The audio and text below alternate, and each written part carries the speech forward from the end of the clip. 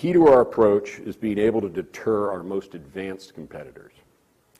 We must have and be seen to have the ability to impose unacceptable costs on an advanced aggressor that will either dissuade them from taking provocative action or make them deeply regret it if they do. To be clear, the U.S. military will fight very differently in coming years than we have in Iraq and Afghanistan or in the rest of the world's recent memory. We will be prepared for a high-end enemy. That's what we call full spectrum. In our budget, our plans, our capabilities, and our actions, we must demonstrate to potential foes that if they start a war, we have the capability to win. Because a force that can deter conflict must show that it can dominate a conflict. In this context, Russia and China are our most stressing competitors. They have developed and are continuing to advance military systems that seek to threaten our advantages in specific areas. And in some cases, they're developing weapons and ways of war that seek to achieve their objectives rapidly before they hope we can respond. Because of this, and because of their actions to date, from Ukraine to the South China Sea, DoD has elevated their importance in our defense planning and budgeting. While we do not desire conflict of any kind with either of these nations, and let me be clear, though they pose some similar defense challenges, they're otherwise very different nations and situations. We also cannot blind ourselves to the actions they appear to choose to pursue.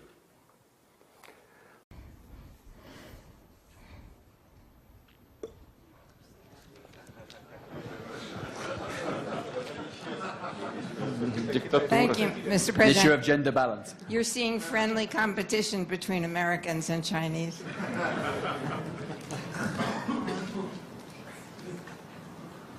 I'm going to speak in the spirit of Valdai, and I hope you will take it that way.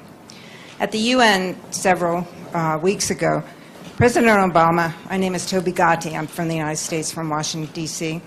President Obama laid out 3 challenges: Ebola, ISIS, Eagle, and Russia because of events in Ukraine. Russian leaders were very upset about this formulation. And I must tell you, today, I didn't hear you lay out 3 challenges. I heard you lay out one problem in the world, and that problem is the United States. Of course, some in the United States will welcome what you said because it is perhaps a declaration of not soft power, but a kind of cool war, not a cold war or a hot war, and on the global system that was created by the United States. Others will be very surprised at what you said and at the tone that you said it, because there are many in America who do not think that a complete breakdown is a good idea. And I am one of those people.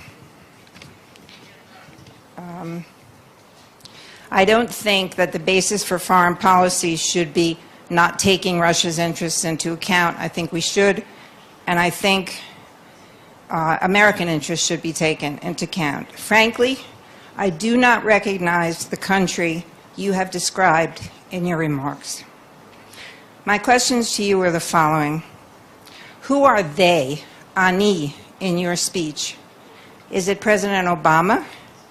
Is it the American foreign policy elite? Is it the American people? Or is what you are describing in the genetic code of the United States in the post-war world? And you are saying, in effect, that you can't work with the United States at all or with its closest allies.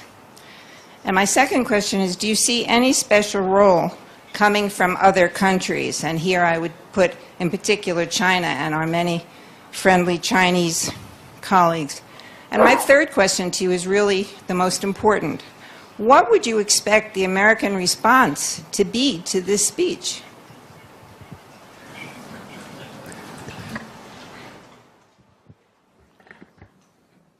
Первое.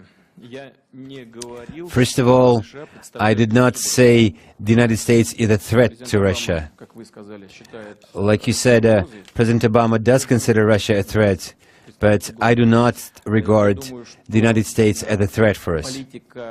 I do believe that the policies of the ruling elite in the United States, if you excuse me this cliché, is erroneous. I am sure it is contrary not only to Russia's interest, it also undermines confidence for the United States. And as such, it actually inflicts damage on the US itself. It undermines its confidence as one of the global leaders, both in the economy and in the world of politics. Of course, you can omit a lot of things, you can actually be silent about a lot of things, but Dominic has said it, and me too. This unilateral action and the consequent search of allies and coalitions once everything has already been done, this is not a way to come to terms. This is unilateral action, and we see it implemented and employed recurrently in US policies, and they all lead to crisis. President Obama mentioned the Islamic State as one other threat. But tell me, who actually initially helped arm the people who were fighting the Assad governments in Syria? Who was the one providing them with a favorable media climate, with a favorable media environment? Who facilitated arms sales to those people? Don't you know who is actually fighting in Syria? It's mercenaries. Do you know that mercenaries are people who fight for money, and they actually fight where where the pay is higher? They get certain amounts of money as payment for waging war. They have arms supplied to them. But once they find out that in another country the pay is higher, they will actually migrate there because they're looking for more pay. They managed to gain control of some oil deposits in Iraq or in Syria. They started pumping oil there. Do they have buyers who buy oil from them? Yes, they do. Why aren't sanctions imposed against those buyers? Doesn't the United States know who those people are? Isn't it their own allies who actually buy oil from terrorists? Don't they have the capacity to influence their allies? Or is it that they don't want to influence them? If not, why are they delivering airstrikes against ISIS right now? Once they started developing oil in Iraq, part of the fighters immediately migrated from the so-called moderate, civilized opposition to Assad to ISIS, because they wanted more money. So I think those policies of the United States are so badly detached from reality. They wanted to support this democratic, civilized opposition in Syria. They handed them arms. The next day, figuratively speaking, the next day, half of those fighters turned around and joined ISIS. And that should have been expected. We believe this attitude eventually harms everyone's interests, including ours. As for American policies, I would love to see people like you heading the Department of State in the US, because maybe then we could change the situation. Unless that is possible, I would I would bid you to bring this idea over to the US President or the State Secretary. Tell them that Russia does not seek confrontation. As long as you respect our interests, a lot of the issues between us will be resolved. But that will have to be actual respect, not only ostensible, proclaimed respect. That means refraining from exploiting your domination, your exclusive competitive edge in the economy or in military sphere, in everything. Take Iraq. There is fighting in Iraq. It's bad in Iraq. Take Libya, where you actually led it to a point where the American ambassador was killed by a mob. Was Russia guilty of that? At some point, it was you who decided to establish a no-fly zone in Libya to prevent Gaddafi's air force from delivering airstrikes on fighters. That was your decision. Whether it was rational or not, it's up to you. But eventually, what you see is delivering airstrikes on that territory yourself without any mandate from the UN Security Council. Was it Russia doing that? No, it was you. And it ended up with the US ambassador being killed in Libya. Whose fault is this? This is only your fault. Is that good for the US that its ambassador was murdered in Libya? Of course not. That was a terrible catastrophe, a tragedy. But you should not point fingers and look for someone to blame if it was your mistake. You need to be able to get over your own urge for domination and your imperial ambition. You need to refrain from poisoning the mindset of millions of people by leading them to believe that the US can have no foreign policies other than imperial foreign policies. We will never forget that Russia assisted the US in winning independence. We will never forget our cooperation during the First World War and World War II. I believe that our deep-lying strategic interests are largely similar between Russia and the US. And we should proceed from those mutual interests. Но мы модернизировали наши комплексы и успешно развиваем новые поколения. Я уже не говорю о системах преодоления, системы противоракетной обороны, но наши партнеры, несмотря на все наши возражения, на все наши предложения о реальном сотрудничестве, не хотят с нами сотрудничать, отвергают все наши предложения и действуют по своему плану. Я сейчас не буду, некоторые вещи считаю даже пока некорректным говорить публично. Но вы можете мне верить, можете не верить. Мы предлагали конкретные элементы, конкретный вариант сотрудничества. Они реально все были отклонены.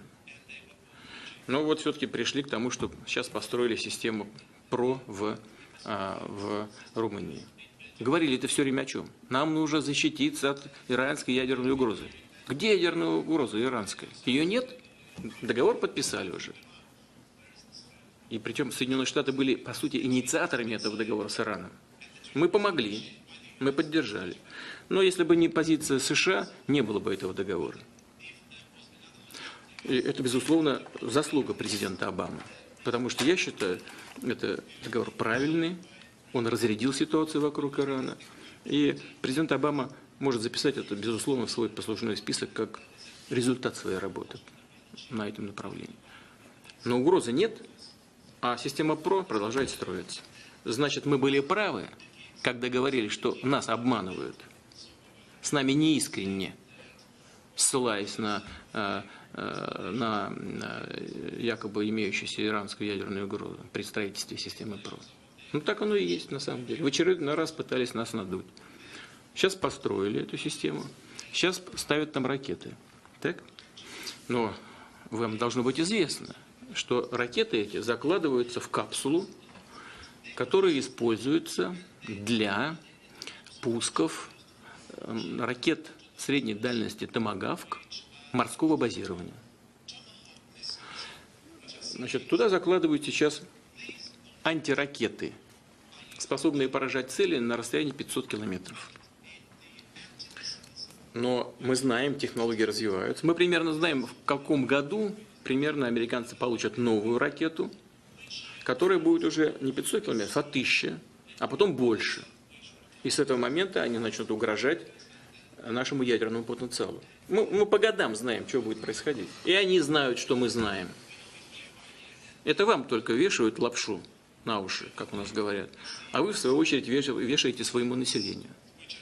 И люди не чувствуют опасности. Вот меня что беспокоит. Ну как мы не можем понять? Мы тащим мир вообще в совершенно новое измерение. Вот в чем проблема. Делают вид, что как будто ничего не происходит. Но я не знаю даже, как достучаться. И о чем говорят? Это часть оборонного потенциала, не наступательного. Это значит, системы, которые призваны оградить от агрессии. Это неправда, это не так. Стратегическая система противоракетной обороны – это часть наступательного стратегического потенциала. И все это работает в единой связке с наступательными ударными комплексами. Одни прикрывают, одни наносят упреждающий удар высокоточным оружием, другие прикрывают от ядерного ответного удара, третьи, значит, наносят сами ядерный удар. Это все в комплексе решается. В комплексе современном неядерного исполнения высокоточным оружием. Значит, ну ладно, вот эти противоракеты, которые будут развиваться и будут все больше и больше нам угрожать. Но вот в эти чехлы, куда закладываются эти ракеты, я же сказал, что они берутся с кораблей, и там эти шахты, так скажем, используются для томагавков. Ну там можно вообще просто за несколько часов поставить туда томагавки и все. И это уже никакие не противоракеты. Откуда мы знаем, что там в этих шахтах находится? Нужно просто изменить программу. Все. Это работа абсолютно незаметная. До Румынии никто не будет знать, что там происходит. Их что, допускают румын туда, что ли? Никто не будет знать. Ни румыны не будут знать, ни поляки не будут знать. Я знаю, как это делается. Но это, на мой взгляд, это большая опасность. Вот когда-то мы обсуждали с нашими партнерами американскими, у них была идея создания баллистических ракет в неядерном исполнении. И мы им тогда сказали: слушайте, ну вы понимаете, что это такое или нет? Вот у вас будут стартовать ракеты с подводных лодок, с территории. Стартует баллистическая ракета. Мы же не знаем, есть там ядерная головка или нет. Какую угрозу вы будете создавать? Но, насколько нам известно, сегодня эта программа не осуществляется. Они ее остановили пока. Но это продолжают. К чему это все придет, я не знаю. Но я знаю точно, что мы вынуждены будем отвечать. Только я уже заранее знаю, чтобы нас будут обвинять в агрессивном поведении, хотя это только ответ. Но ясно, что мы должны будем обеспечить безопасность. Не только свою. Нам очень важно обеспечить стратегический баланс в мире. И еще раз вернусь к этому и закончу ответ на этот вопрос с того, с чего начал. Вот именно этот стратегический баланс гарантировал мир на планете, гарантировал нас от крупных вооруженных конфликтов за последние 70 лет. И это благо. Хоть оно такое, знаете, основанное как бы на взаимной угрозе, но тем не менее взаимная угроза, она обеспечила нам глобальный мир на протяжении десятилетий. Как его можно разрушить, так я не знаю. Мне кажется, что это очень опасно. Не только кажется, я в этом уверен. Policy to overthrow the Syrian government of Assad has brought us really into a potential direct head-to-head military conflict with Russia. I have some important questions along this line. Approximately how many nuclear warheads does Russia have aimed at the U.S. and the U.S. have aimed at Russia? Congressman, I will get you those precise numbers as best we know them. Let me just summarize it by the fact that we have I'm confident, a strong, safe, secure, and reliable deterrent. But it's also true that Russia, like the Soviet Union that precedes it, has a massive nuclear arsenal. Right, and it would be accurate to say that both of our countries have the capacity to launch these nuclear weapons within minutes. We do. I've seen pictures, films, and images from Nagasaki and Hiroshima. I know you have as well. And I presume you would agree with me that nuclear war would be devastating to the American people. The amount of suffering that it would cause and the devastation to our families, our children, our communities, our planet, our future generations is difficult to imagine. So I'm wondering if there's been an assessment on how many lives would be lost and the damage that would be done if this nuclear war between our two countries were to occur. Congresswoman, I've been doing this for a long time, including during the Cold War, and working on nuclear weapons since the beginning of my career. To answer your question, there have been estimates made right along when there was the Soviet Union, then a Russia, and it's a very simple story. It is, as you say, nuclear war would be a absolutely unprecedented and result in catastrophic destruction. That is why deterrence is so important. That's why prudence in the field of nuclear matters by leaders all over the world is so essential. So the fact that we now have our F-15s patrolling the Turkey-Syria border with that primary air-to-air combat operation, there's no air-to-air combat against ISIS. They don't have any air assets. So I can only presume that the purpose of these planes would be to target Russian planes. Is that accurate? Congressman, let me answer the point you began with, which is we have a different view, a very different view from Russia about what would be constructive for them to do in Syria. We have that disagreement. We can't align ourselves with what they're doing. We're opposing and want them to change what they're doing in Syria. That's not the same as the United States and Russia clashing. I think that the chairman and his counterpart in Russia just talked yesterday about making sure that we didn't, by accident, have any incident involving U.S. and Russian forces. So we have a sharp disagreement there, but that's not the same as blundering into a armed situation with one another. And but that sharp disagreement, sorry, I only have a minute here, that sharp disagreement with two diametrically opposed objectives, one, the U.S. seeking to overthrow the Syrian government of Assad, Russia seeking to uphold the Syrian government of Assad, creates that potential, that strong potential and strong likelihood for that head-to-head combat or that head-to-head military conflict. And Russia's installation of their anti-aircraft missile defense system increases that possibility of whether it's intentional or even an accidental event where one side may shoot down the other side's plane. And that's really where the potential is for this devastating nuclear war, for something that could blow up into something much larger. I have to correct something, Congressman, that you said, which is that I would characterize Russia's perspective differently. And by the way, what they say and what they do are two different things. What they said they were going to do was fight ISIL and pursue a political transition. And not support Assad endlessly, but instead try to pursue a political solution. What they've done militarily has had the effect of supporting Assad, no question about it. And they haven't gone after ISIL; they've gone after moderate. That's our source of disagreement. We're having that disagreement and trying to get them to come around. That is what Secretary Kerry's doing, to a more reasonable and constructive position. But at the same time, as the chairman's efforts indicate, we are, and the Russians agree with this, intent upon avoiding an accidental situation in the air over Syria.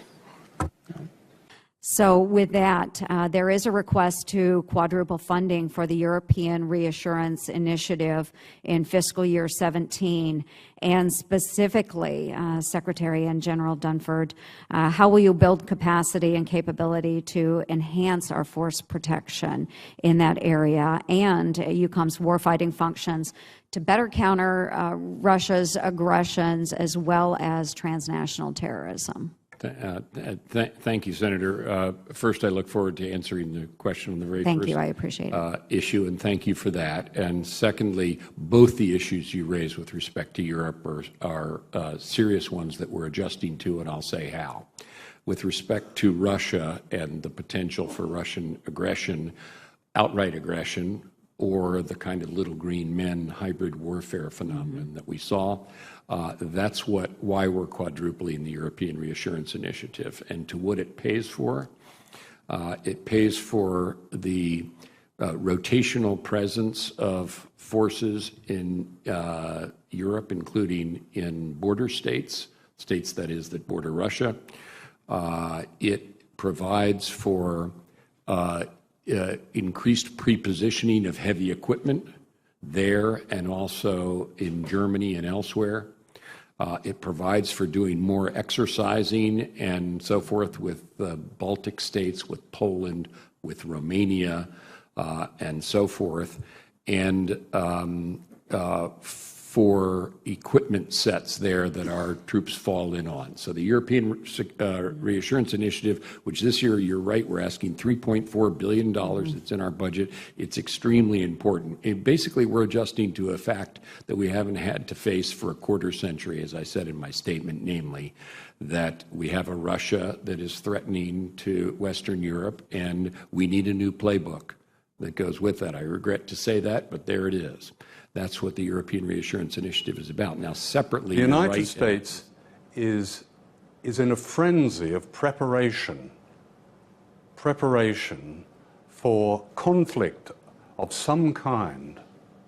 And conflict of some kind can lead to war of the real kind against China and against Russia on two fronts. The greatest buildup of forces since the Second World War has happened in Eastern Europe and in the Baltic states. So it's very interesting. Okay, John, we're going to take a quick break, and we're going to get on to World War III in a second. Now, presumably the things that you're saying are not lost on Vladimir Putin or Xi Jinping. They are watching all of this, let alone, I mean, I suppose Vladimir Putin watching the deployment of first strike capabilities in Eastern Europe. Do you think their reactions have been too muted, that they could have done anything to stop this American expansion? Well, I think Putin has been speaking out about it. It hasn't been reported in the West. Ukraine is now, since the US managed, US control, US paid for coup in that country, has become an American preserve. You called it a CIA theme park. Yes, the CIA. Why? Well, CIA are all over it. Special forces are all over it. American business is all over it. Joe Biden's son is on various Ukrainian companies as fracking companies.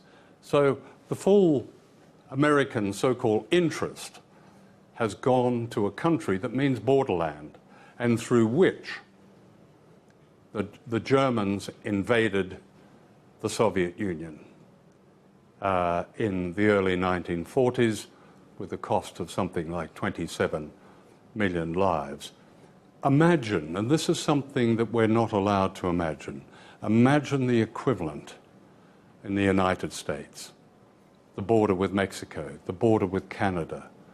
Well, we can imagine it because it happened when the Russians unwisely put missiles into Cuba. And we almost had then World War III. But I think what is striking in a country like the United States, which has constitutionally the freest media in the world, these war preparations against Russia and against China have not been mentioned. A great silence covers them. When China is mentioned, it's about its aggressive moves in the South China Sea. It's very interesting to see how this is being, the American public is being primed to accept so-called aggressive moves by China when in fact they're clearly defensive moves. The United States has something like 400 major bases encircling China like a great noose. Well, actually, it's an arc. It starts in Australia. It goes all the way through Asia, the Philippines, where they're back. They were thrown out a few years ago. They're back now. Thailand, Japan and Korea. Looking straight at Shanghai is Okinawa. Okinawa has 32 American military installations. Japan has 130 in all. Imagine if, I mean, Okinawa is interesting. It's about the size of Long Island. If you imagine Okinawa as or Long Island as a Chinese base looking straight at New York, that's the equivalent. Do you think multinational corporations, Wall Street, would allow, they haven't allowed a full-scale war from President Obama against Beijing, and surely they would I don't know.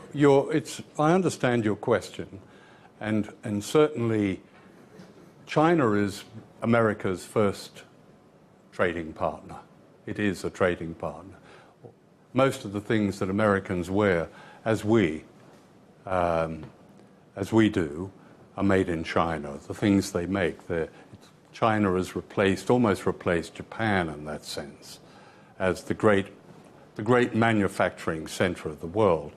So, you know, America has this close business relationship with China. I don't know is the answer to that, but I think what is interesting and dangerous, and I don't think it's been recognized, is the ascendancy of military thinking, the Pentagon in Washington. Recently, the State Department broke its silence on this and said to the Defense Department, let us handle the diplomacy, let us handle relations with countries, you do the military side of things. I mean, I'm paraphrasing here, but it was an extraordinary outburst coming from an official in the State Department where there is great frustration about this ubiquitous power now of the Pentagon, of the military. And this seems to be embodied in this Defense Secretary, Ash Carter, who seems to go from conference to conference, G7, now he's going to Singapore, he's in Singapore, threatening countries. I mean, anyone who understands how so many wars begin accidentally or by mistake. We had one of America's leading and most interesting generals, General James Cartwright, talk about this recently.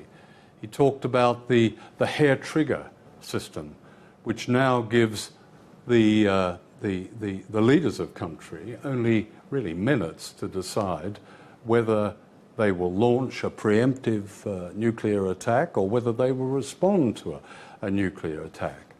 And one of the most worrying aspects, I think, is that China clearly has taken on board that it is being seriously threatened, because up till now, its nuclear weapons have been kept on low alert. That is, the weapon and the warhead have been kept separately. The US and Russia have always kept their nuclear weapons on high alert. The literature that's available now suggests that China is on high alert. Again, only last week, Chinese submarines armed with nuclear weapons went on patrol in the Pacific for the first time. None of this is even mentioned, not to my knowledge, in the American election campaign. Looking at the events that followed the ceasefire, how is it fair to say that Russia is solely responsible for the failure of this deal? Because, and we've said this many, many times, they have influence on Assad. I didn't make that up. Are you saying that you don't have influence with the rebels?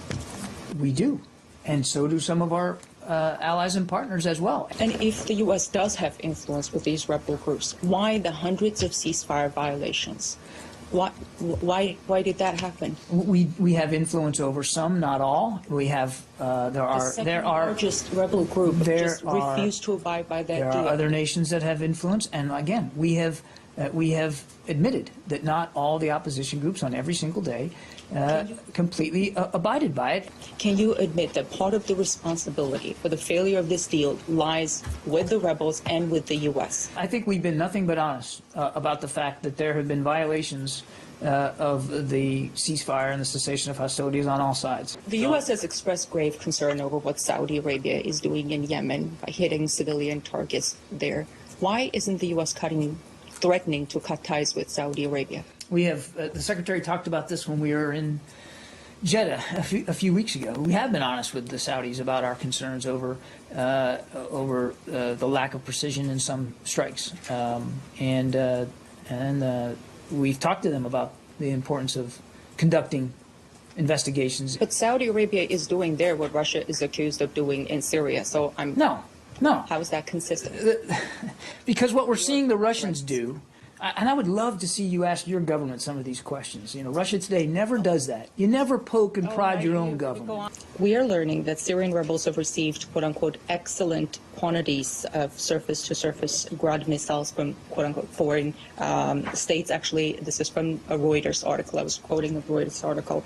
Considering how intertwined some of these rebel groups are with al-Nusra, specifically in Aleppo, how long do you think before these powerful weapons end up in the hands of terrorists? I couldn't possibly begin to answer that question. I can't confirm the veracity of that press reporting. The US is threatening to end cooperation with Moscow on Syria unless, quote, Russian and Syrian attacks on Aleppo stop. The US State Department also says it's looking at non-diplomatic options for responding to the situation in the war-torn country. On top of that, it warns that Russia will continue to see its troops return home in body bags. Extremist groups will continue to exploit the vacuums that are there in Syria to expand their operations, which will include, no question, attacks against Russian interests, perhaps even Russian cities. And Russia will continue to send troops home in body bags. Here at the State Department, the Secretary is still committed to a diplomatic solution. There are other options that don't revolve around the act of diplomacy.